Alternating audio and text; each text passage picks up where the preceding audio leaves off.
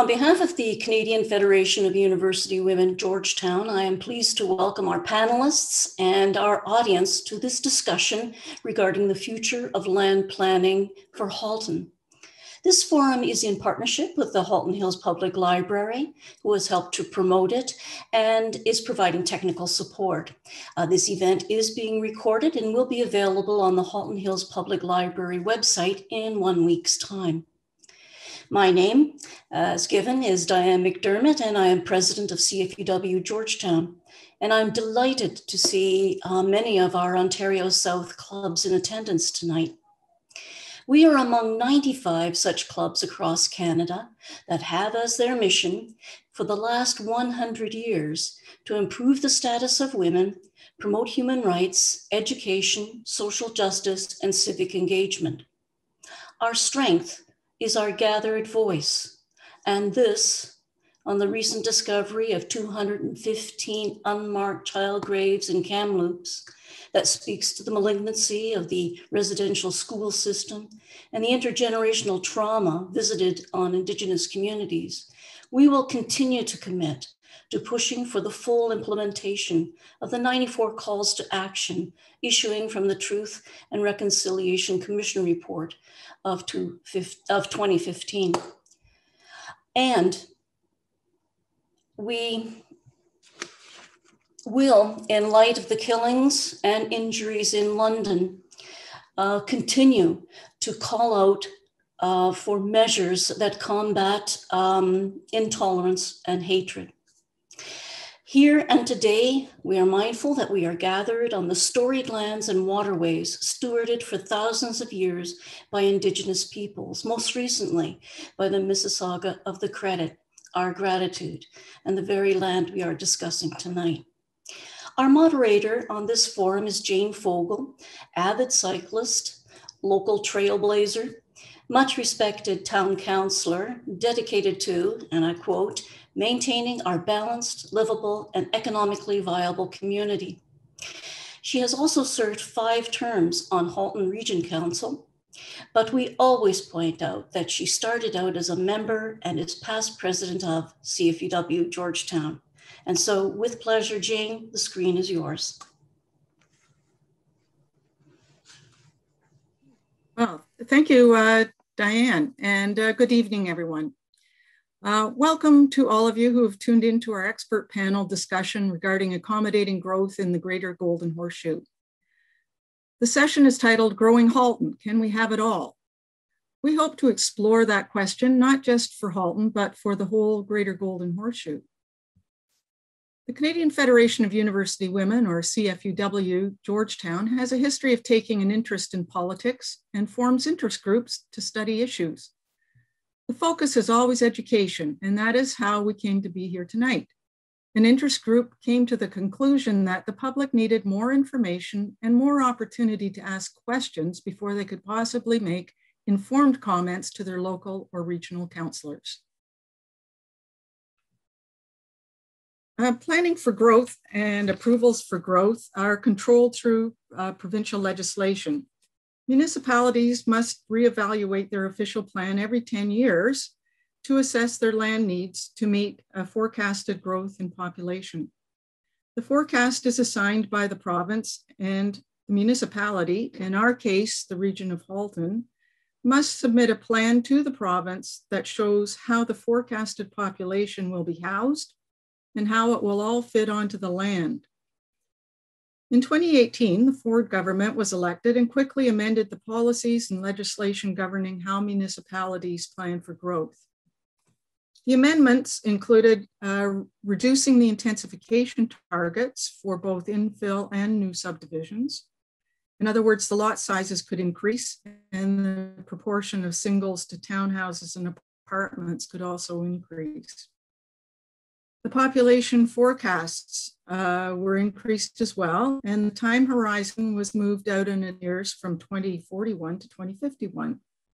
Halton Region is directing the process of reviewing the regional official plan, and it will be at Regional Council where the decisions will be made on how to allocate the forecasted population to the local municipalities of Halton Hills, Milton, Oakville, and Burlington. The process will culminate in a plan with a map of Halton showing what farmland will be redesignated from agriculture to urban uses. There are many aspects to the question of where and how we should grow, but tonight we have narrowed down the presentations to an explanation of the process and an exploration of 5 concepts of how we could accommodate the growth. We will then consider the impact to agriculture, and following that, we'll explore the opportunities that growth presents us through intensification. So the format is as follows. Each participant will have 10 minutes to make their presentation of their topic. I will ask a couple of questions at the conclusion of each presentation before moving on to the next panelist. After the presentations, we have questions and answers from the audience. We invite the audience to make comments and submit questions via the chat function, which you will find either at the top of your screen or the bottom. It will light up in one of those areas when you hover your cursor over it. I click on that, and that is where you can add your questions or your comments. We have people monitoring the chat box, and they will manage the questions and be sending them to me. And I should be able to see them too, but make sure you send them to all, or else we can't see them. Somebody will see it, but it won't be all of us. And you can send them to all, even though the question might be actually directed to a specific panelist. That still works as well. So now I'm going to introduce all of our panelists. First, tonight we have Karyn Poad, who is a senior planner for Halton Region with a focus on growth management and transportation planning. She is a member of the Regional Official Plan Review Integrated Growth Management Strategy team.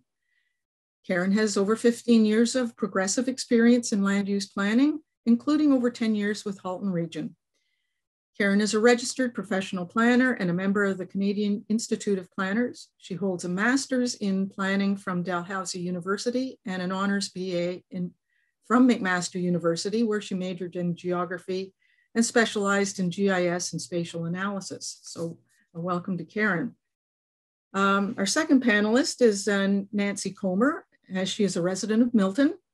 She is the chair of the Halton Agricultural Advisory Committee and has been volunteering on this committee for more than 10 years. Nancy also provides administrative support to the Halton Region Federation of Agriculture and has been doing that for over 20 years. Nancy is a graduate from McMaster University, specializing in political science, and enjoys the processes engaged in reviewing public policies. She grew up in Halton's agricultural community, was active in Halton 4-H as a youth, as a club member, and as a president. And so thanks for being here, Nancy. Our third panelist is Marina Huissoon, who is also a resident of Milton, where she is a practicing architect. She has been the team leader for many commercial and institutional projects over the past 37 years and is the director of Green Propeller Design. Employing best practices to achieve a life without fossil fuels, she promotes energy efficient strategies and sustainability in all of her work. With a background in architecture and urban planning, Marina has a rich understanding of the factors that influence our built environment and consequently our energy emissions. A longtime advocate for passive energy sources and respect for the natural environment, Marina is currently a board member of Sustainable Milton, and she is currently the president of CFUW Milton. Welcome to Marina as well.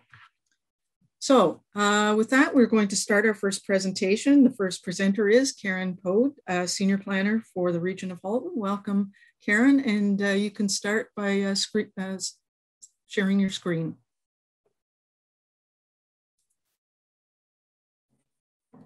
Thank you, Councillor Fogal, for the introduction. So thank you again for having me here tonight to present the integrated growth management strategy work and the as part of our municipal comprehensive review. So I'm just going to briefly highlight that. Sorry, I'm just trying to get my situated here. I apologize for this.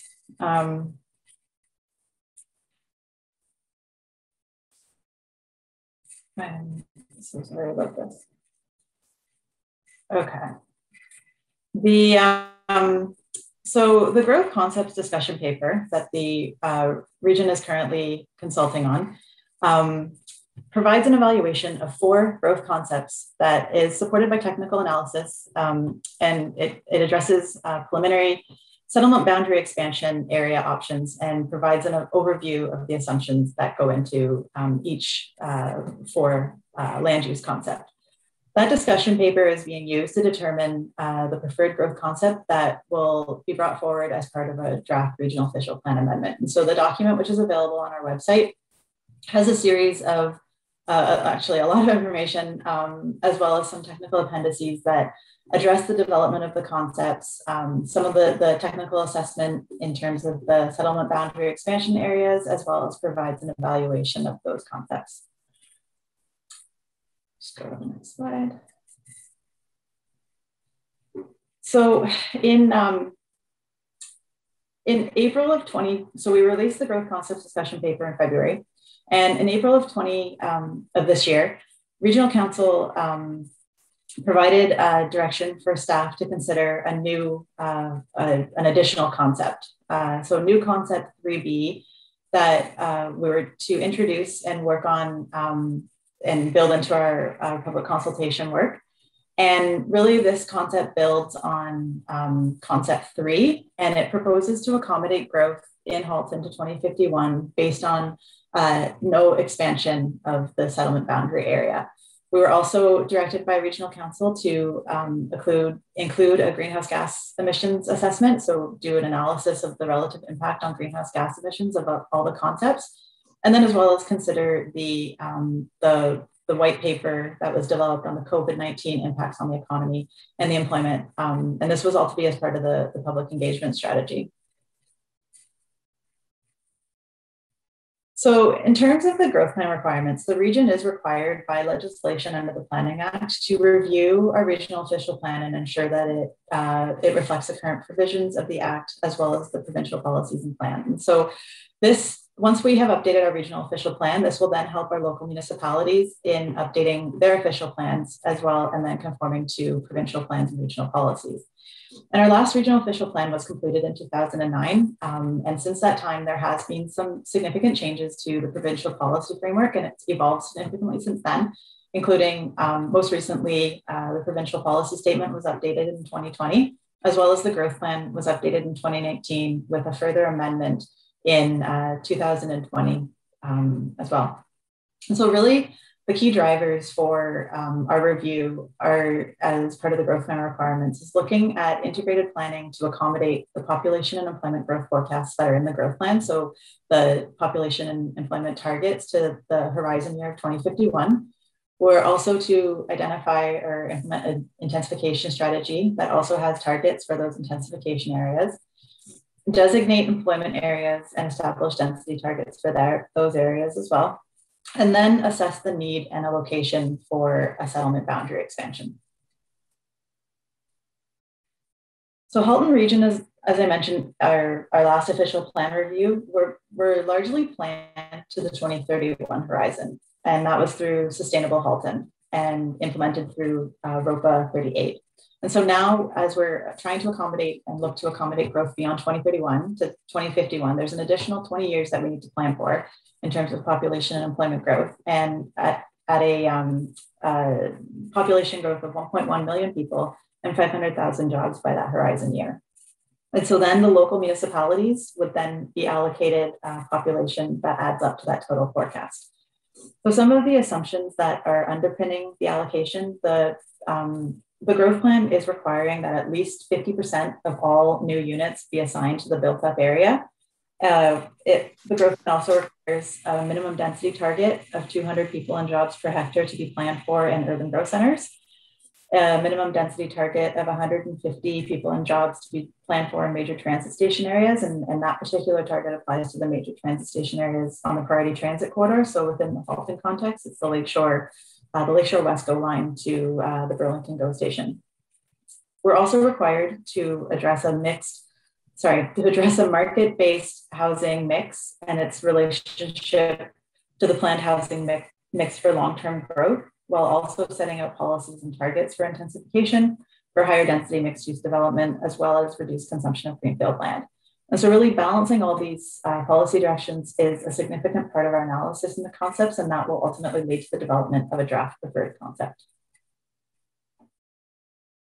So just to talk about the kind of a locational aspect of where these areas are, community areas and where growth will take place in community areas, and that's either through intensification or greenfield development. And so just intensification defined by the growth plan is really the development of property at a higher density than that currently exists. And intensification in provincial plans is really directed to the delineated built up area. And so on the map there on the screen, it is the orange area. And so those are applying to the urban areas of Burlington, Oakville, south of Dundas, as well as Milton and most of, or the core of Milton, sorry, and most of Afton and Georgetown. So again, those orange areas. The growth plan has established, as I mentioned, that minimum 50% target for those delineated built up areas. And generally those will be directed to strategic growth areas. And I'm going to touch on that in a minute. In terms of greenfield development, and again, a term by the growth plan, that type of development takes place in the designated greenfield area. And so these are lands that are within the settlement area, but are outside of that delineated built up area, and that have been designated in official plans for development. And so within the Halton context, it's the, so it'd be the purplish area on the maps. And so that's including North Oakville, a significant portion of Milton, the 401 employment corridor, and then the purple area in the Georgetown expansion area lands. And it's important to remember that 50% minimum is a region-wide target rather than a local municipal target. And just to highlight a few of the other areas on the map, the blue hatched is all area in the designated greenfield area is the employment lands, and those are approved, but generally not developed. And then the light blue are lands that have been identified through ROPA 48 as future strategic employment area. So just to touch a bit on, we've coined this term densification, and really just to highlight what the difference between densification and intensification is. And it's really to distinguish that intensification is really something that would occur in the built up area, whereas the densification would be something that would be occurring in that designated greenfield area. And so it's not referring to the replanning of those areas, but it's accounting for additional units in strategic growth areas within that community designated greenfield area. So for an example, the Trafalgar corridor, it's not considered intensification by the growth plan. Sorry, the Trafalgar corridor north of Dundas, but it is because it's located in the designated greenfield area and not within the built up area. So that would be more of the concept of densification. So in terms of accommodating the intensification growth, I'm just going to highlight some of the key areas, and the region is looking at through Regional Official Plan Amendment 48, it's setting up a regional urban structure. And that regional urban structure is identifying a hierarchy of strategic growth areas. So it's those areas that I mentioned, such as urban growth centers, that have a target that we have to plan to achieve, major transit station areas, so that area with the 500 to 800 meter walk of a station that can accommodate transit supportive intensification, and then also areas of regional growth nodes, so primary and secondary nodes that have been identified by the local municipalities to accommodate growth. There's also corridors. Corridors take up is a component of a strategic growth area and would form part of the regional urban structure. And really at the end, each of the concepts that I'm going to speak about does include these strategic growth areas as building blocks, but the amount of growth directed to each area is different for each of the growth concepts that are being tested to accommodate that 2051 growth. So moving into the growth concepts. So in the discussion paper, there were four growth concepts. And as I mentioned, there was a council resolution to include that fifth concept, or the 3B concept. And so In terms of similarities, all the four growth concepts meet the minimum intensification and density targets, and therefore would achieve that conformity with the growth plan. And it's really important to note too that the preferred growth concept that could be recommended is to regional council may well be a hybrid. It may well take the best elements of more than one of the concepts and recommend that as a preferred concept. The other thing to note, the preferred growth concept has to be based on a formal land needs assessment, and that has to be consistent with the provincial land needs assessment methodology. And so the four growth concepts have been prepared according to that methodology. And all this information is available in the appendix of the discussion paper. So as I mentioned, all four concepts, 50% designated or 50% intensification to the built up area, and that all of the community designated greenfield areas is planned for a density of 65 persons and jobs per hectare. So really the differences between the concepts really get into the densification or intensification rate and the share of employment growth in the employment areas. So from a community perspective, and I'll try to summarize this quickly, the concept 4 directs the most employment growth to, from a community area perspective. Concept 4 is based on the minimum 50% intensification target, while concept 1 builds on that by directing 60% of residential growth within strategic nodes and corridors in existing community areas, and then the remaining 40% of that in the existing community areas or through moderate settlement area expansion. Concept 2 increases that densification rate from 60 to 70, with half the new community area designated greenfield area as concept 1. And then concept 3 increases it to 80%. And the remaining 20% is being built out in the remainder of the existing community area with no urban expansion residential uses. So from an employment area perspective, concept 2 is directing the most growth to that traditional employment area with no major employment conversions are assumed, while concept 1 is directing less employment growth to those areas and more growth to those mixed use strategic areas such as those urban growth centers and MTSAs that I was speaking of. And then concept 2 directs the share of employment growth to the employment area midway between concepts 1 and 3A. And then concept 3 is directing the most employment growth to the mixed use strategic growth areas and the least to the employment area. And so concept 3B is the same as concept 3A from a residential and population growth perspective, but it proposes to accommodate all of that employment growth to 2051 within the existing settlement area.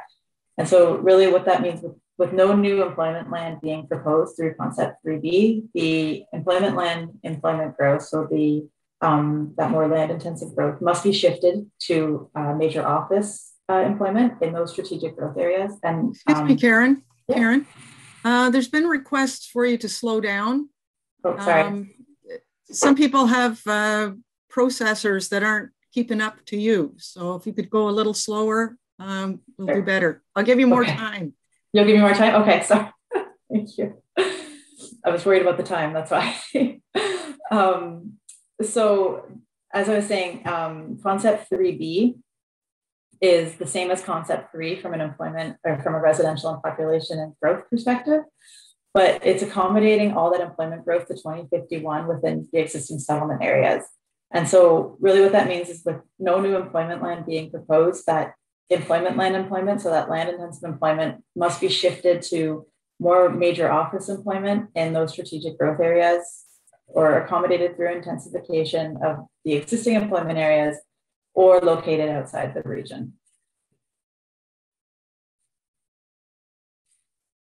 So what you're seeing here on the screen is the comparing the potential new amount of area that is required for an urban expansion by each concept, as well as the population that is proposed to be allocated to Halton Hills and Milton by the concept.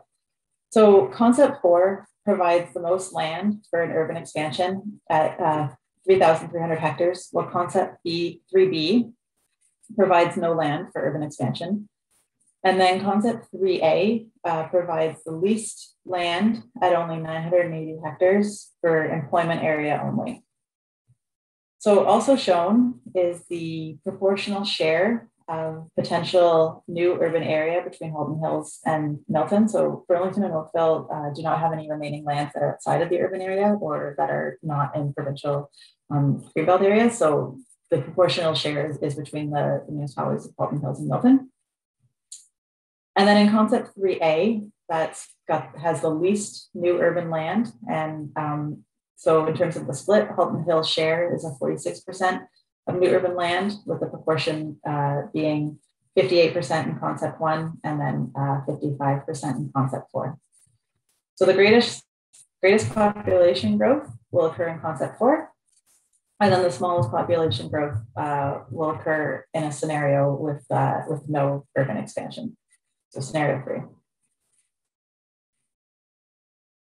So to put that all into the geographic areas where it's being considered. So these maps show the locational potential for new urban expansion areas in Halton Hills. And so the dark red on the screen is residential. And then the dark blue is for the employment area, and what you're seeing at the bottom there is the total amount of land area needed for each of the concepts. Concept 3B is proposing no greenfield expansion for population and employment growth, and would have the same household unit growth and location of housing growth as concept 3A. But as I mentioned earlier, there would need to be a shift from employment, land employment to major office in those strategic growth areas and out of the existing designated employment areas. So this is what you're seeing on the screen now is the housing or graphics that are displaying the proportion of ground related. So your single, detached, and townhouses to the apartment units by concept.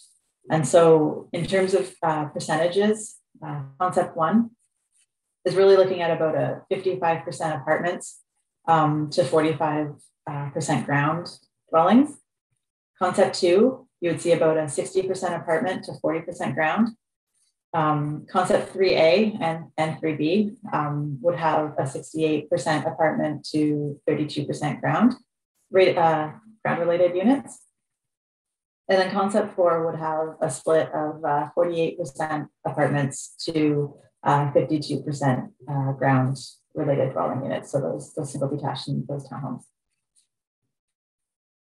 So this here is showing that housing growth by location by each concept. So, and while we are planning from 2031 to 2051, the period that you're seeing on the screen here is to present from 2021 to 2051 and to illustrate where growth will be located for each concept. So also shown is the proportion of growth for the 2021 to 2051 period. And so the orange is showing the housing growth in the built up area. So again, that intensification areas that I spoke of earlier.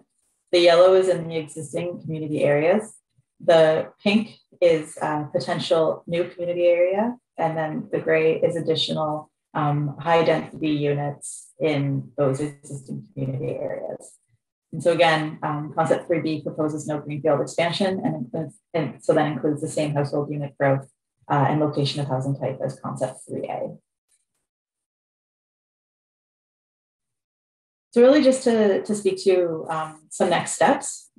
So as I mentioned, the discussion paper was released in earlier this year in February, and it was released for the purposes of consultation. And so we're undergoing an extensive public engagement process right now. And we will take all the feedback that we receive through all the consultations that we have been doing, and that would help inform a draft preferred growth concept. And so anticipating a final preferred concept report to regional council towards the end of this year. And that would then inform a regional official plan amendment. As I mentioned, concurrently, we are also advancing regional official plan amendment 48, which I said was looking at more of those strategic growth areas and that regional urban structure. And so that we held a public information center last night on ROPA 48. And we are also holding a statutory public meeting next Wednesday, June 16th at 8:30 in the morning in advance of the regional council meeting. And so following the consideration of the input received in that process, we would bring forward a recommendation report with the implementing official plan amendments. As I mentioned, we have been doing a lot of community engagement. We've held a number of public information centers, and then we also do have one coming up at the end of June on June 29th, and it's more of a region-wide focused public information center, again, virtually.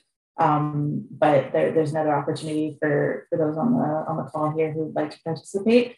On our website, we do have a lot of information. We have the discussion paper available to download with all the technical appendices as well in it.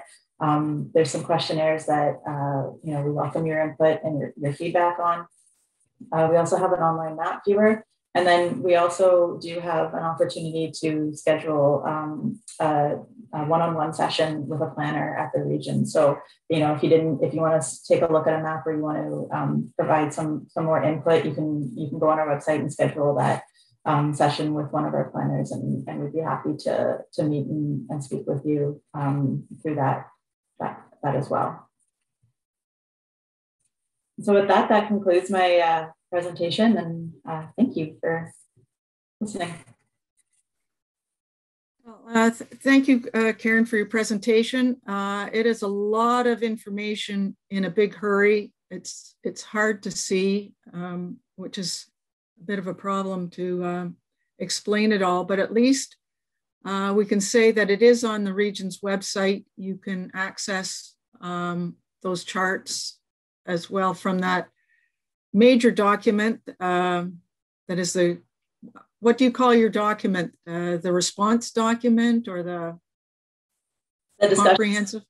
What is discussion? It's the discussion paper is there with all the assessments. And then we also do have on our website from the previous BICs that we've been having, the presentations from those are available, as well as the recording of the presentation. So there is the opportunity to, if you would like to go back and take a look at those as well, there's that opportunity on the website. So there's a slew of information available on our website.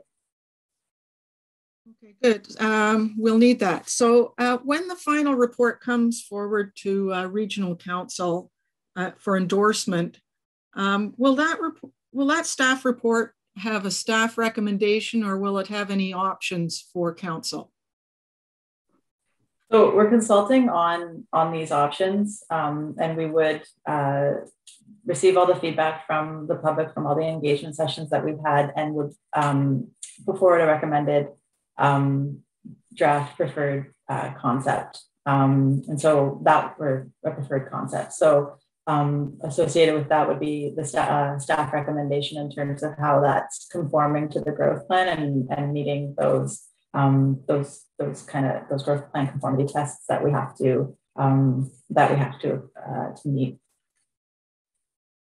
Okay, and my understanding is that the final deadline is July 1st, 2022. So can you explain why we have a report coming a year in advance of that? So we're working through, there's still a lot of stages that need to happen. We're consulting right now on the concepts. There needs to be a recommendation to a preferred concept, and then we would need to from there develop policy directions that would then inform the implementing amendment. And so that amendment is what is going to be needed to be sent to the province. The province, the Ministry of Municipal Affairs and Housing is the approval authority of our amendment. Our amendment's a Section 26 amendment. It's a municipal comprehensive review, and the province approves it. So we need to get to the implementing policy document, and so there still are a few stages that need to get to that point. And but the province has been clear. The conformity deadline is next year, 2022. Okay, I'll leave it there, and we'll do more questions and answers after all the presentations. So thank you for that, Karyn. Our next speaker is Nancy Comer, the chair of the Halton Agricultural Advisory Committee. So if Nancy could share her screen, that would be great. Welcome.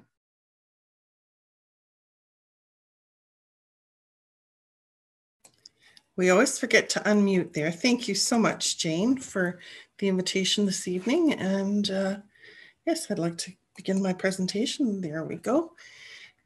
Lovely picture here of the agricultural field and urban right beside it. So we'll start with that.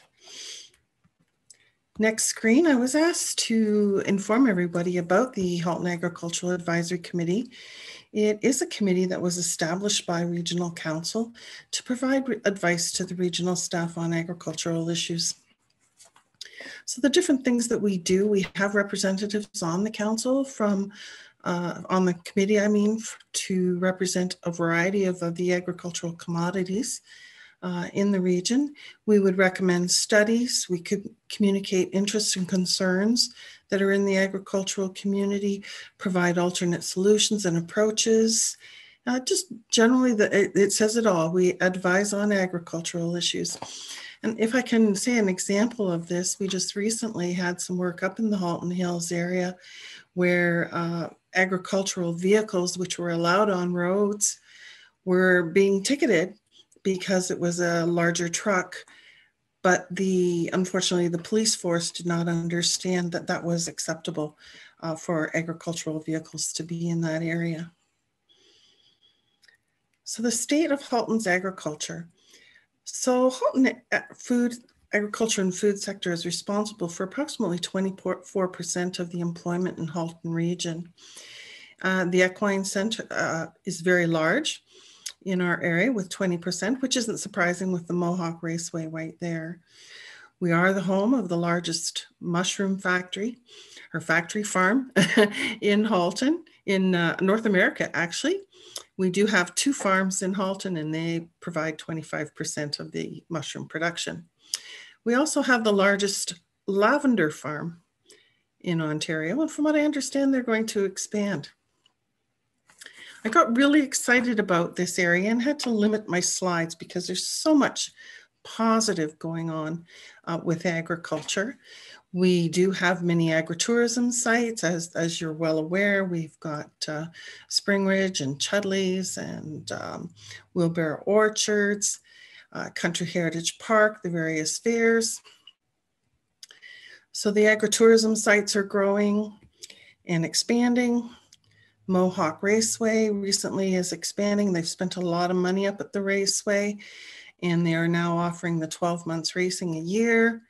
There is a food hub actually under development in the Milton area, which will allow for, if a farmer does not have the commercial kitchen on site, it will allow them to rent a commercial kitchen to be able to produce some of their own food.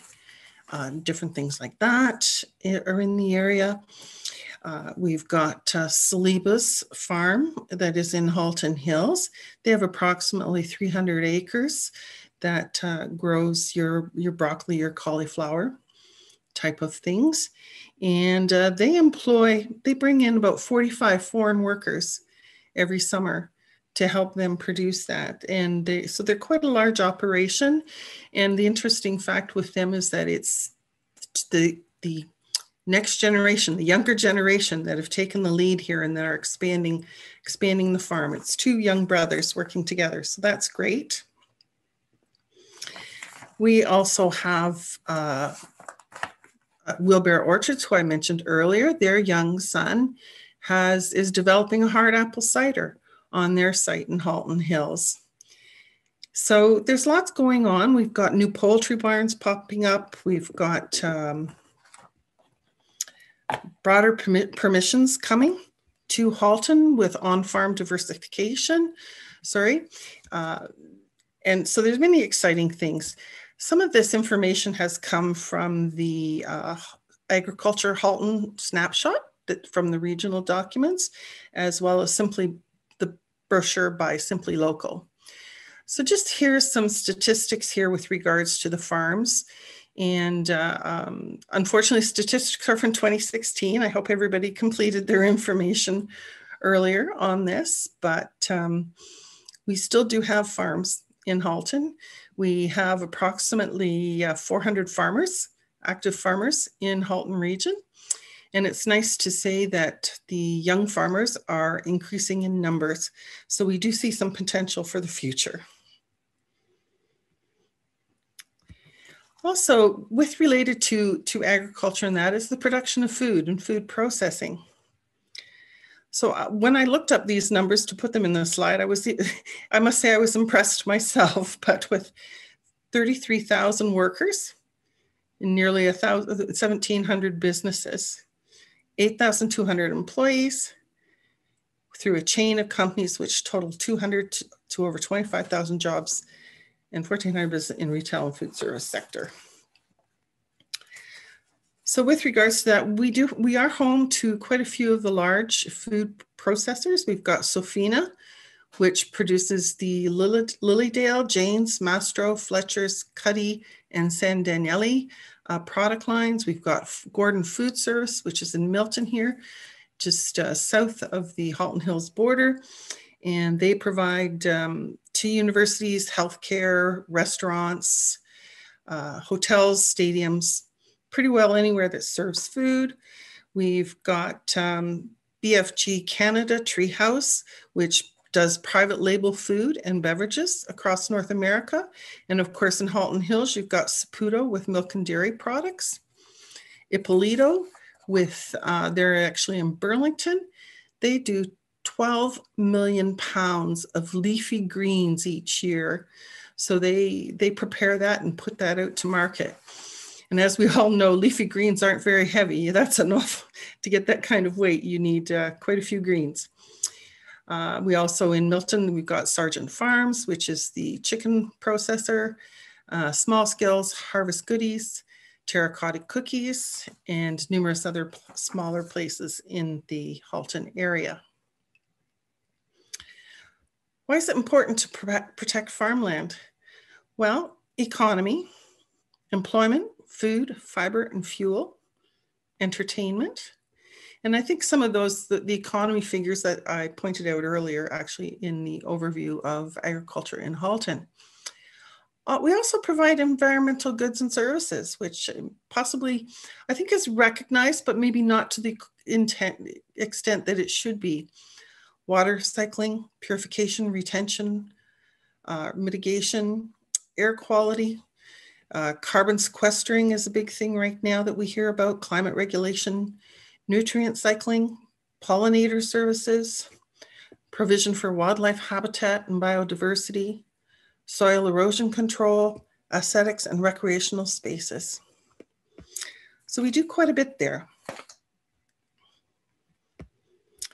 And again, just with regards to the climate change, which is a big issue that we're all facing right now.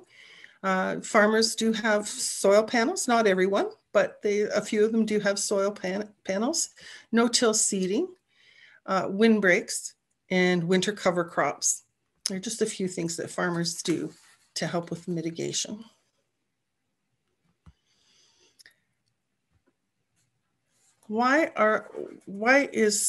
Can't see my own screen, sorry, but I just wanted to bring out one of the major questions that we get at agricultural presentations is so much of the land in Halton is owned by developers or it's rented.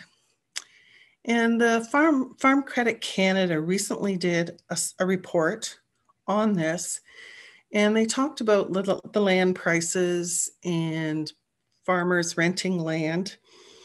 And the report actually showed that across Canada, not just in Halton, but across Canada, that renting farmland is considered a normal farm practice.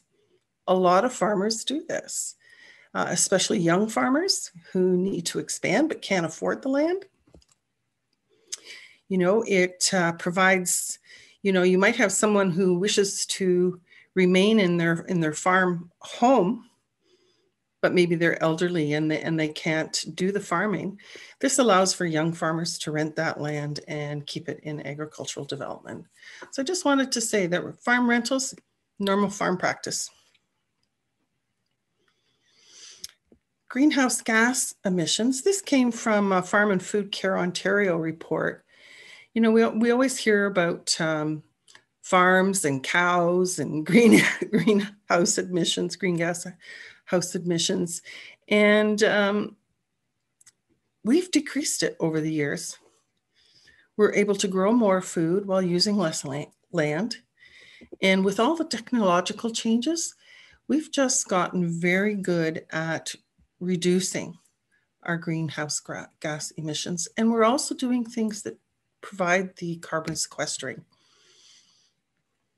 I wanted to also point out that Halton is home to a wide variety of farm operations. And this infographic is from the snapshot from the Halton Region report on agriculture.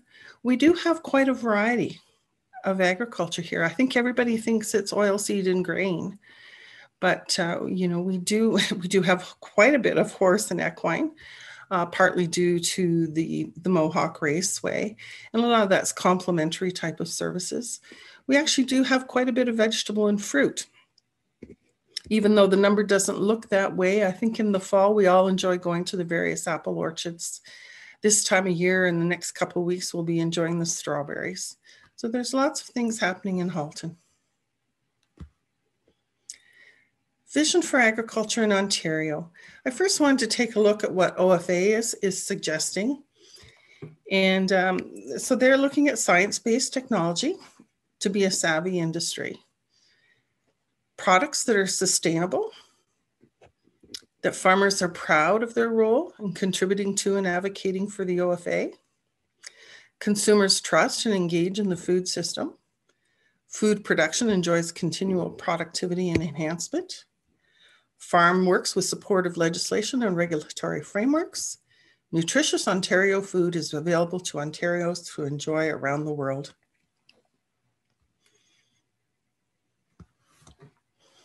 I just wanted to point out that they have this homegrown campaign that the OFA is engaged in now. And farmland preservation is vital to ensure the next generation has a strong, reliable food supply. However, urban sprawl is threatening the viability and sustainability of productive farmland in Ontario. And so I put the website there, but if you type in OFA homegrown into your Google search, website will be able to come up there and you'll be able to see what that has to offer there. Vision for Agriculture in Halton. So in Halton Region's Rural Agricultural Study Report, which was done around the 2016, and we had been working on it at HAC. It's kind of slowed down a little bit with the regional official plan, taking a substantial amount of our time. But the region has invested quite a bit of time with this report. They want to create an innovative planning policy. They want to have an agricultural system. Now, just so you know, an agricultural system includes not only the farm, but the processing, the equipment that's necessary, repairs, goods and services that contribute to the farm. So as an agricultural community, they want to provide supportive measures in whether that be value added, local food distribution, agritourism. Succession planning is a big thing. You can imagine the value of a farm in Halton right now, and how would you transition that to the next generation? Health, education, food literacy, urban agriculture is a big thing that we're seeing happening now. And the Ontario Federation of Agriculture actually does have a site on urban agriculture where you can go and learn about urban agriculture. And business incubators are also in our bailiwick. So the Halton Region Federation of Agriculture, with regards to the regional official plan and moving forward, we support farm-urban boundaries. Given the long planning horizons, it should be done in an orderly phasing in so that as much agricultural land can stay in production as long as possible. We encourage and support maximum urban intensification as a means to meet the requirements that we keep agriculture lands to urban uses. We agree that HAC should be the primary reviewer of the growth strategy on behalf of agriculture. The Federation would like to work with the region and have an active role in helping develop policies and moving forward. And that the growth strategies, note that the growth strategies, all the loss of land comes out of agriculture for all of the growth strategies that Karyn talked about earlier. So we would like some of to remain in as much productive agricultural land as possible. The advisory committee, and I'll give Jane credit for this, that we developed this list here. During a meeting, she had said, "What do you want?" And so we came up with our priorities. I saw Jane smile there, but you know what? It was a good exercise for us to put it on paper, Jane, so thank you. The top 5 priorities: agriculture and rural to be a designation and natural heritage system to be an overlay. We would like that because right in the current official plan, it's the opposite. Natural heritage is the designation and agriculture is the overlay. Because of that, some of the policies that with regards to natural heritage actually impede agriculture. And I know there's a great debate on that, but we do have instances where it actually can impede agricultural operations. So we would like to see it the opposite way. We would like to see the designation agriculture. Fixed permanent urban boundaries. Updated mapping. In reviewing a lot of the mapping that comes forward, it's old. Some of the mapping is old. The designations are being put on the land through aerial mapping that is quite old, and a lot of things have happened. We would also like to see an agricultural systems approach for farm diversification, and the definition of development that does not involve agricultural buildings. So I think you will all remember it wasn't that long ago that I believe it was Spring Ridge Farms had quite a case because they put up some cover-ups that people could stand under if it was raining, and actually the development fees were quite high.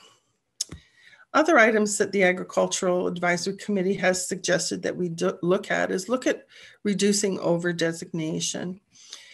So there has been talk of a food belt or an agricultural reserve, preserve, but we must remember that we've already got the Niagara Escarpment Commission and the Green Belt. We've got regional and municipal.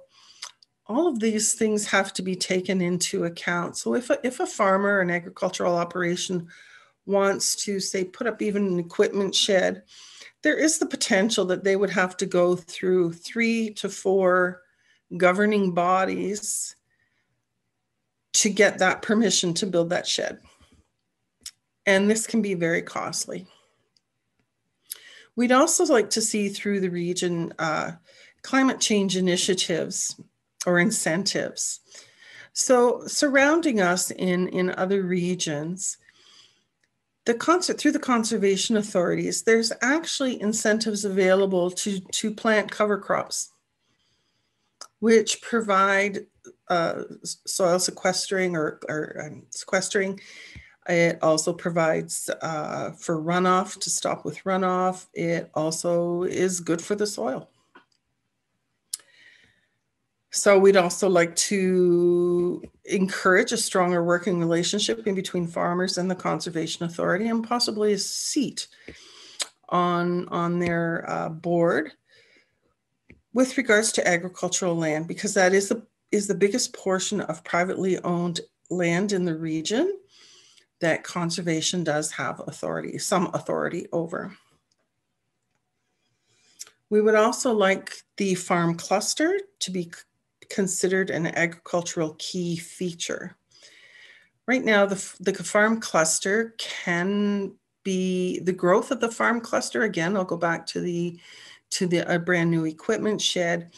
This could be if the farmer has put up a windbreak, and that row of trees would then be, from the mapping, would then be considered a natural heritage site, which would not allow the farm shed to be built right in that area because of the trees. And we're facing a number of issues like this.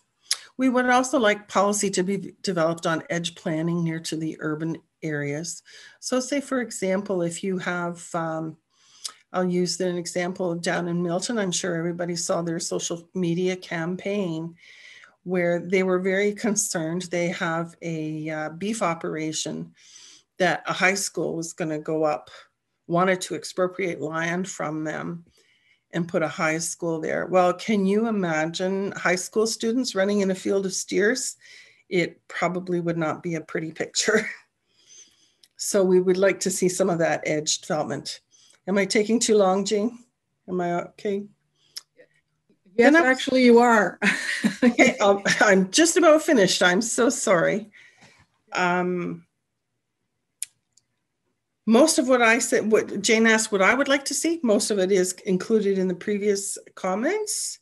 I also wanted to highlight that Halton Region is hosting an agricultural forum next Thursday evening. So if you go to agricultural forum at halton.ca, you'll be able to learn about local food initiatives. And I just wanted to acknowledge that information this evening was received from a number of locations, including Halton Region, Farm and Food Care Ontario, OMAFRA, Farm Credit Canada, and OFA. And then finally, I just wanted to thank the organizers of this event and for everyone for their time this evening. And Jane, I think you had a question or two. Well, I think what I'm going to do, you've actually answered the questions I was going to ask. So I'm going to move on to our next presenter, and then we want to get to the questions from the audience. So the next presenter is Marina Huissoon, and Marina, take it away.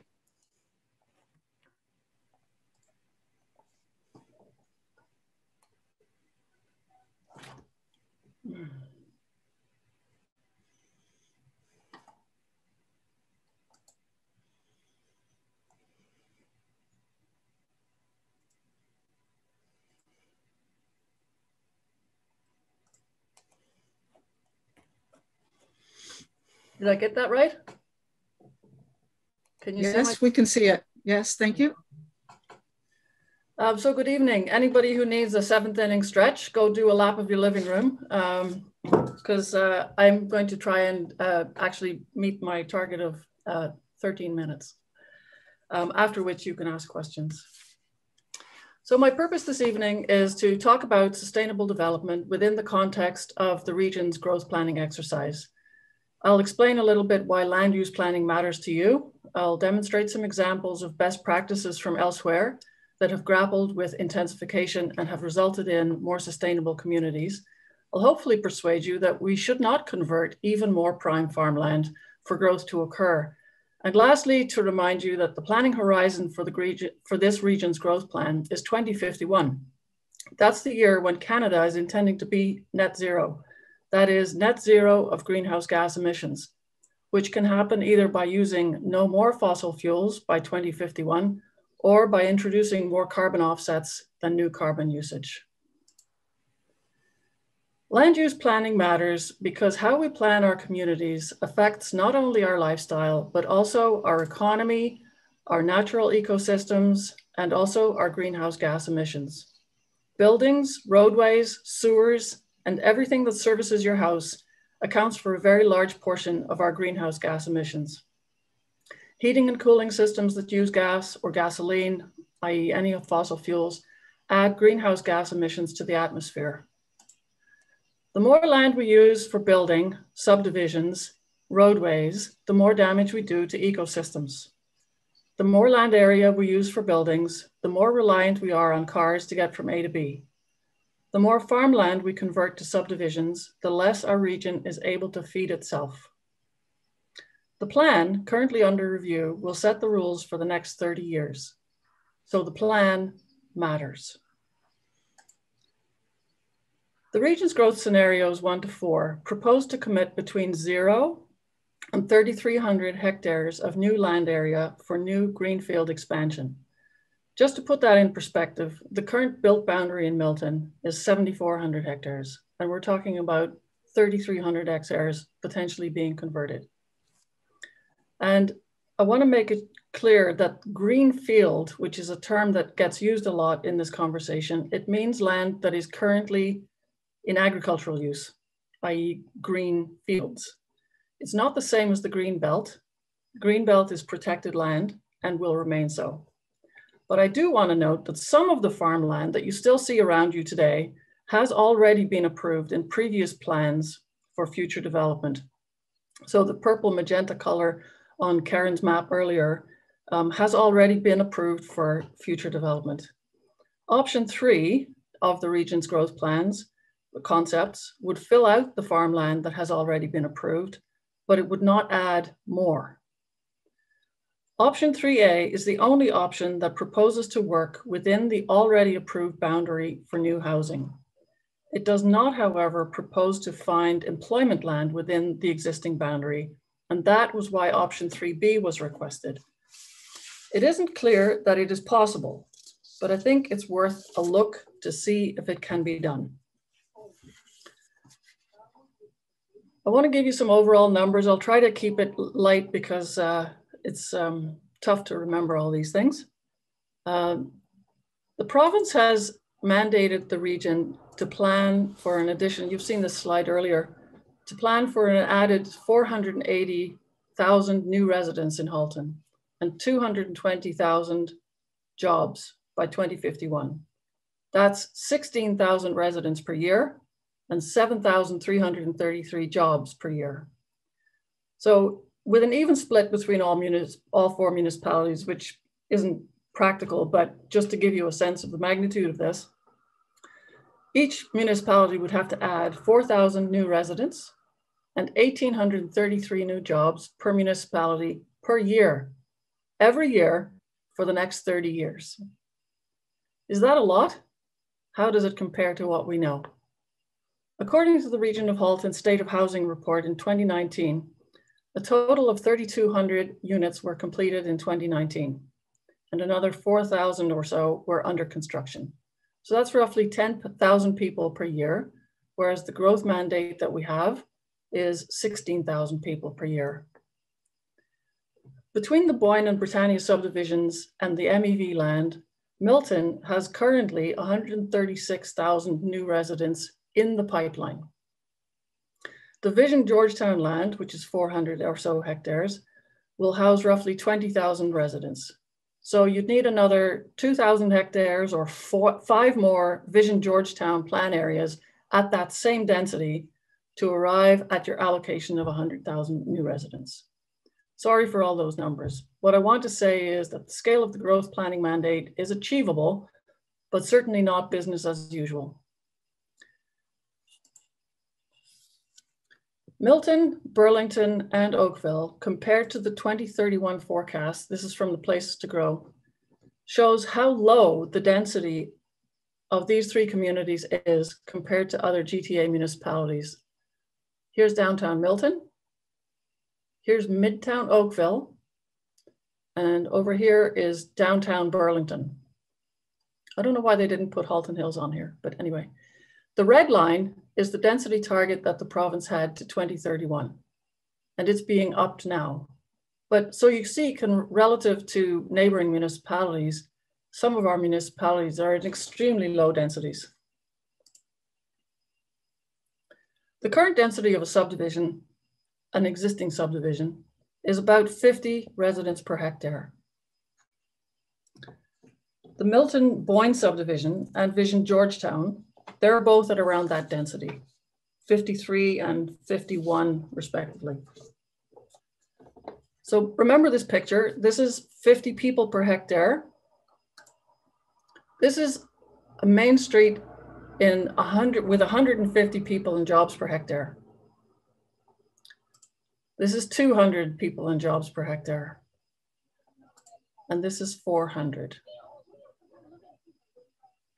So a downtown core like Toronto would be much more than 400. The density target used by the region and the province for Milton and for Halton is 50 people and jobs per hectare. So that's this one. That's what this looks like. And we're all familiar with the typical low density commercial street that's here on the right. Ground related houses, singles, semis, and townhouses contribute significantly to our greenhouse gas emissions. A detached house also uses not only the surface area of the house property, but also the portion of the road that it takes to get there and the driveway for parking your car. Low density tract housing is wasteful and it cannot be the model for the future. By building more compactly, we use less land area, we increase the chances of a walkable neighborhood, and we have enough density of people to make public transit viable, and we use less energy. Densities for sustainable growth, which are also known as complete communities or walkable neighborhoods, should be at a density of about 100 to 150 people and jobs per hectare, according to many studies completed by municipal planning departments around the GTA in recent years. In Canada, we seem to have the idea that land is plentiful, and so we have squandered it. The province and the region are now requiring municipalities to build to a higher density than what was typical in the past, and Karyn has explained a lot of that in the first presentation. Our municipalities are already working on higher density plans, targeting maybe 85 to 100 people and jobs at the top end. There are urban growth centers in the official plan, which will have the highest density and which will occur within the existing built up areas.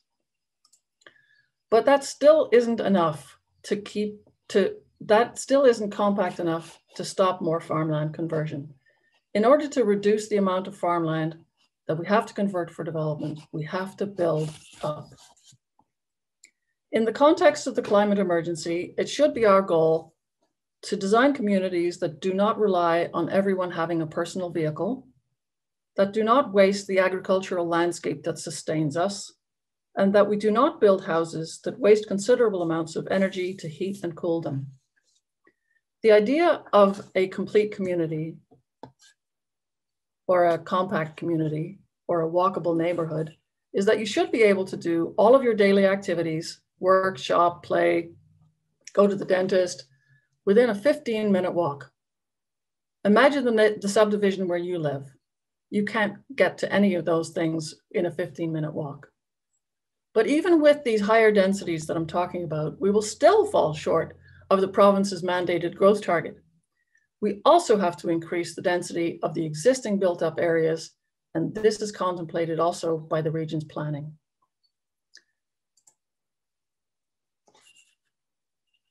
Oh, I think I've lost track of my slides here, I'm sorry.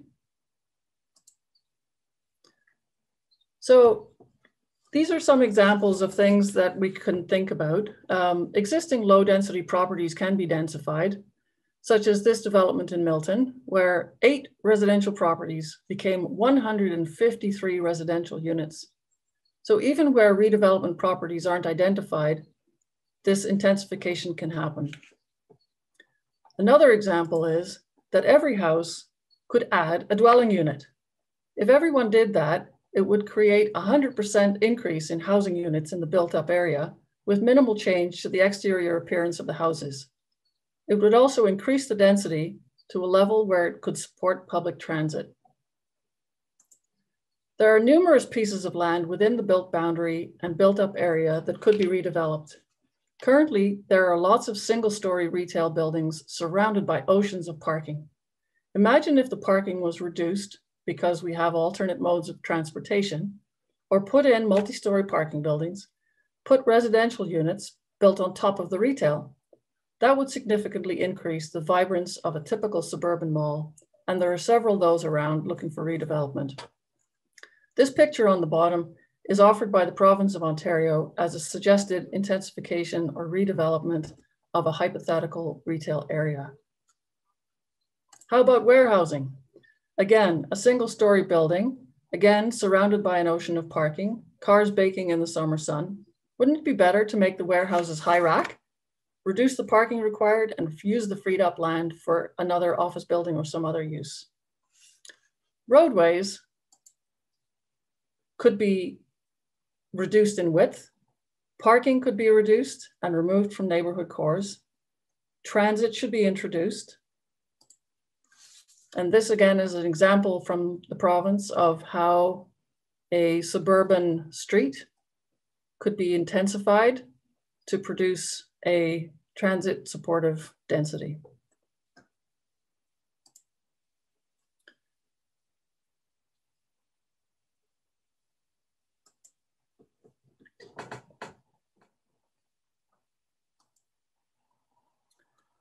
Examples from elsewhere. It feels as though we're only belatedly and somewhat unenthusiastically getting on board with more sustainable growth ideas. There are many examples to learn from. In Europe and Scandinavia, they've been at this since the 1990s. BedZed, which is shown here at the bottom, is in the UK, was built in 2000, and it was one of the first neighborhoods that tried to be environmentally friendly with a target of 0 emissions. It's car-free in the housing area. It has a quiet central area where children play and neighbors socialize. Car journeys in this development have been reduced by 65% because people get used to walking. Water consumption is lower and waste separation has been doubled. The buildings are designed to be net 0 emissions, and the neighborhood has a district energy system. Falls Creek Olympic Village in Vancouver has the same planning concept. The private car was removed from the picture altogether. District energy system and mixed uses were built in.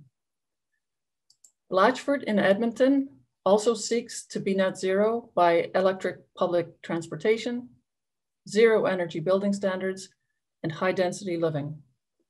What these plans have in common are higher densities, transit systems, and energy efficient construction. Our technical knowledge and new materials have come a long way in the last few years, so that we can now more easily produce buildings and communities that have no net carbon emissions.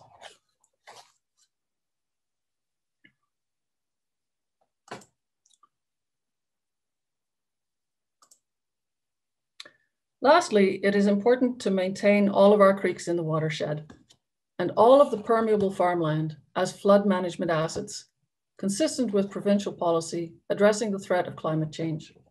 Flooding is a threat. Preserving farmland is a necessary planning option to combat it. There are many other aspects of sustainable developed communities that we don't have time to discuss today. Adding district energy systems, electric vehicles, green development standards, buildings to be prepped for a fuel switch from gas to passive or non-fossil fuel options. We need all of those things to happen to become sustainable. So back to the growth options. What's the worst case? 3,300 hectares of farmland could potentially be removed from the system, which would be a loss of 3,300 hectares of flood control permeable surface area, inadequate adaptation to climate change, inadequate action on reversing the trend of increased GHG emissions from the built environment. We should not be agreeing to a plan that is working in the opposite way to where we want to go. We want a sustainable future. We are prepared that there are implications for our lifestyle and our communities, but we push forward. We urge you to support the option that has the least amount of boundary expansion. The options that have been presented by the region are not carved in stone. They are for discussion purposes. Your opinion is valuable. Regional Council and all the 18 councillors are listening to what we, the public, want to see happen. We all acknowledge that growth is going to happen. We need to plan for it in the most sustainable way possible. If you're told it can't be done, respond with, we have some ideas. Thank you.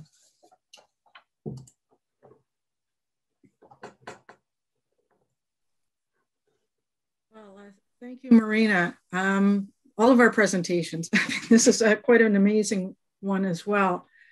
And of course, we've taken longer than we thought we would for the presentations, but they were worth it. So one question that's come up in the in the chat that I think needs to be answered is, and I think I'll pose it to Karyn. How confident can we be in the population forecast? Yeah, that's a good question. So we have retained our planning or land economist consultant to assist with our forecasting work.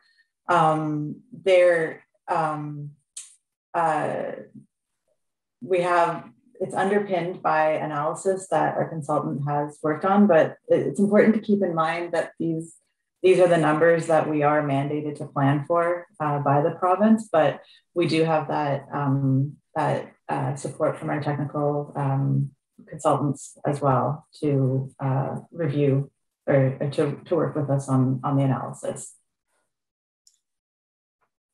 Okay, yeah, we're sort of stuck with it, but we do know that we haven't been achieving the forecasts in the past, so it's something that we're stuck with, and how we respond, well, we have to consider that. Now, another question was about the surveys that have been filled in, and well, and I would ask about all the input that you've received so far from the public. How is that shared? Does the public have access to all of that? Do the councillors have access to that? How is it shared with everybody who wants to have a look at it? Yeah, so we are receiving all the surveys. We're receiving input and comments, by the surveys, via emails to our Roper account. And so we are taking in all the feedback that we are hearing. Even in the PICs, we're questions that did come through in the chats through the PICs that we weren't able to respond to during the time allotted. We'll be responding to those, and those will be posted on our website.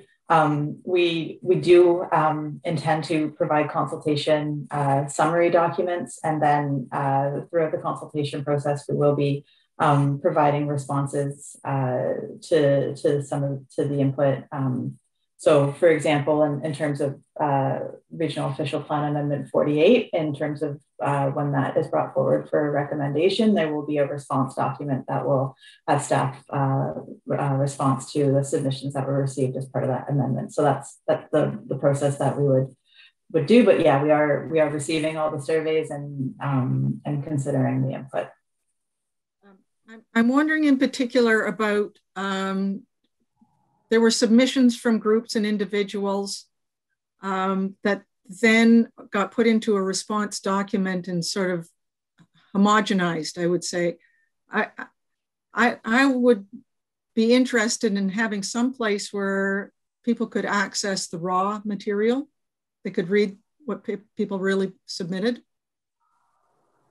Yeah, so one of the things, like I mentioned, that when we do these response documents, it would be at the amendment stage. So we would be doing that fulsome response to the documents or to the submissions.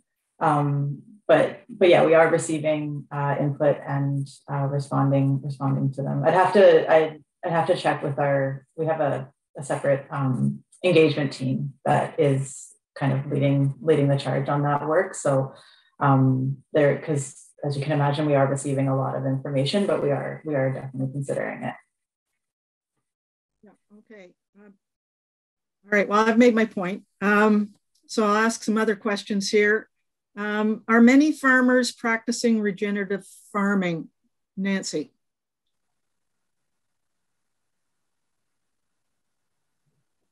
I'm afraid I don't really know, Jane. I would have to research and find that out for you. If the person wants to connect with me in the chat and give me their email address, I'm happy to respond at a later time. Okay. There was another question about what percentage of farmers are over 60 years old? A lot.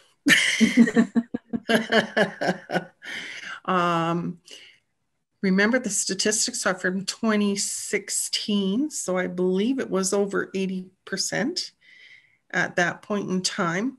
But I want people to consider that farming is generational.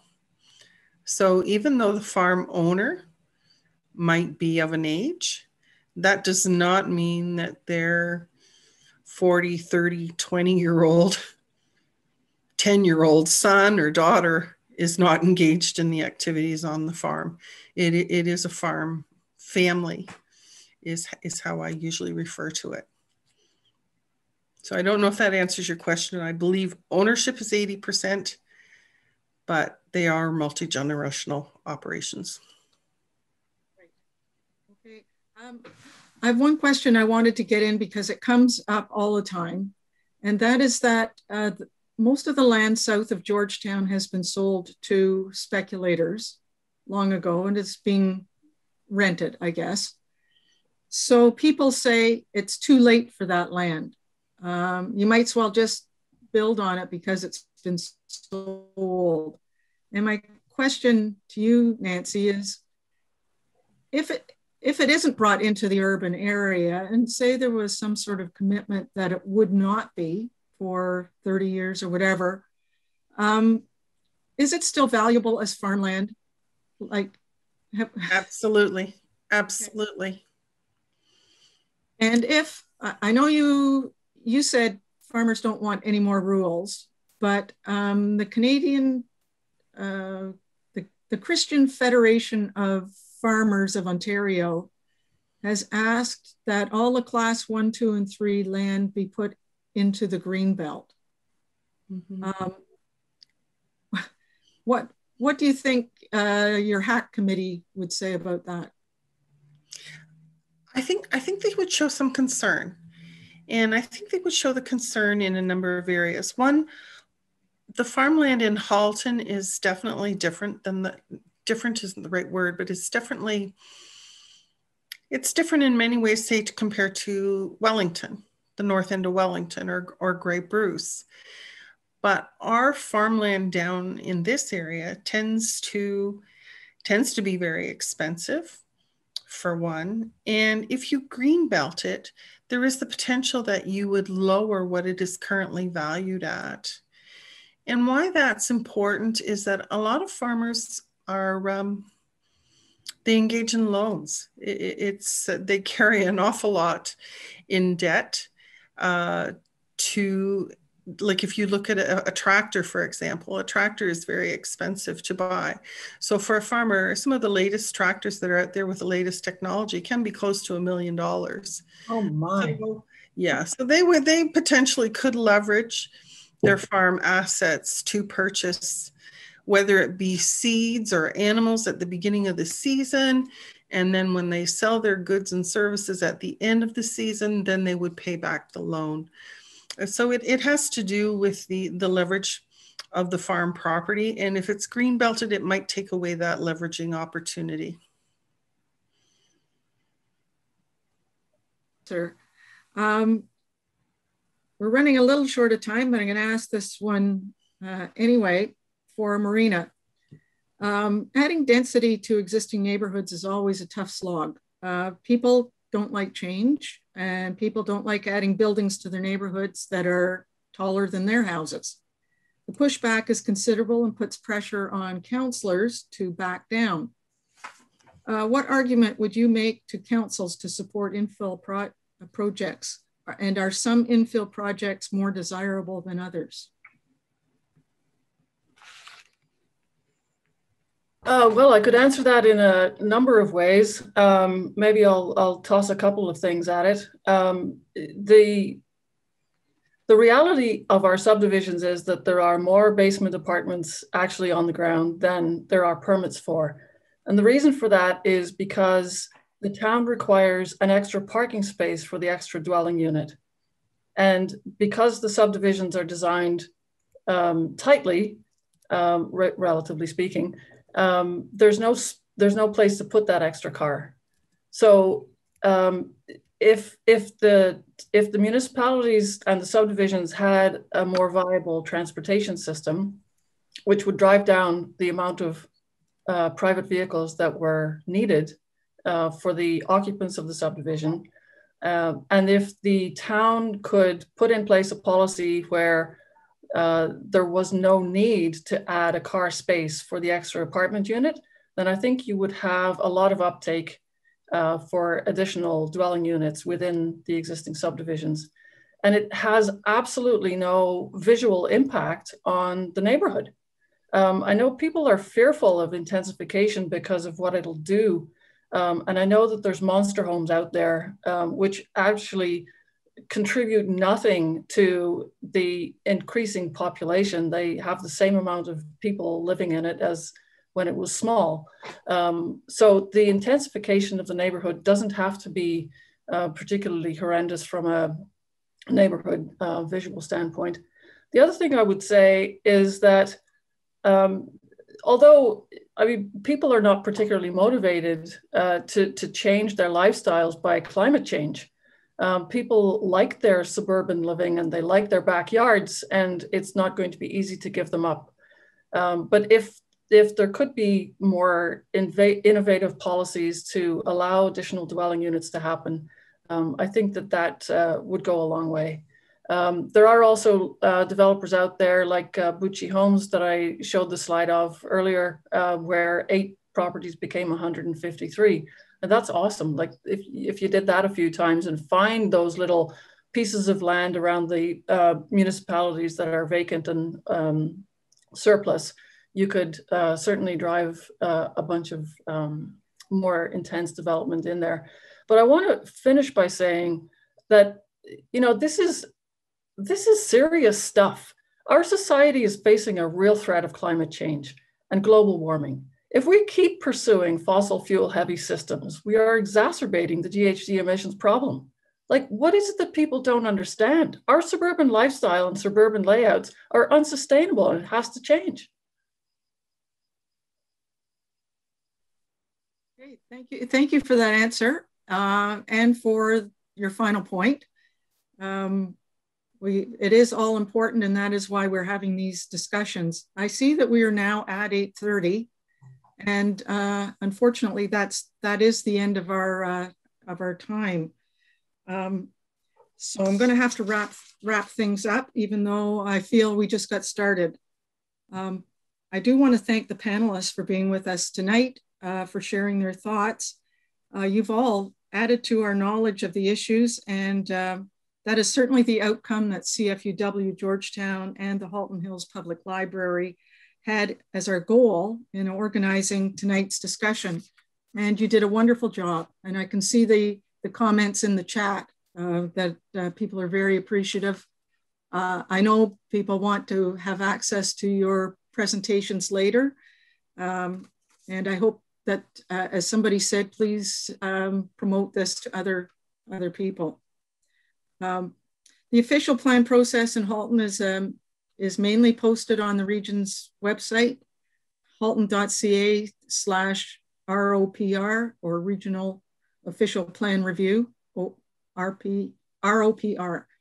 There are documents to read posted there and the questionnaire that you can answer to supply your opinion to how the region should or should not grow.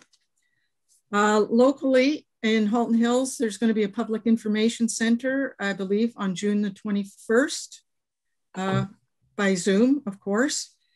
The final public engagement is hosted by the region, as Karyn said, June 29th at 7, another Zoom call.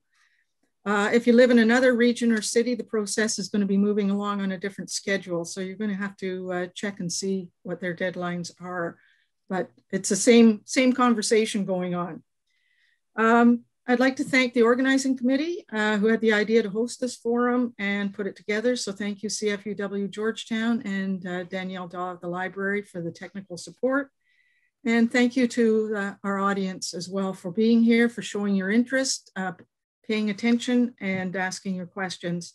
So that is great. We know that it's going to be posted on the library's website within a week. Give them a few days and the weekend, and it will be up. So thank you, everyone, for your attention. I appreciate you being here, and be sure to contact your counselors with your opinion. And we'll have to leave you there. Thanks, everyone. Thanks especially to our panelists. You were wonderful.